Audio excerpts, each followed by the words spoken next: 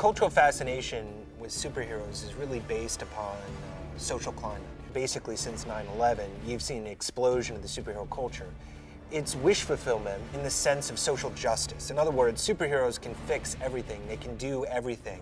Champions actually came from a paper and pencil RPG that was released in 1981. So the thing that's awesome about that is we actually have about 28 years worth of characters and places, villains, heroes, and lore, and actually game mechanics that have vetted through hundreds of thousands, if not millions of players to base Champions Online from. And with Champions Online, we've really pushed the limits. A lot more visceral, a lot more explosions, a lot more punching, and just ripped right out of a comic book's pages.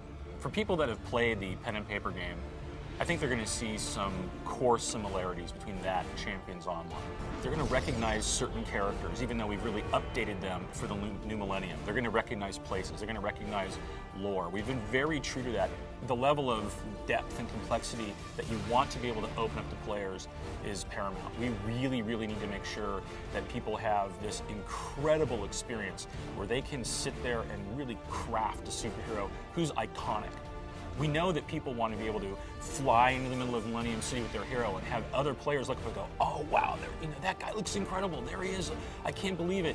And you're showing off your powers and effects, the look of your character, and that's something that we really, really give you all the tools for in the character creation system.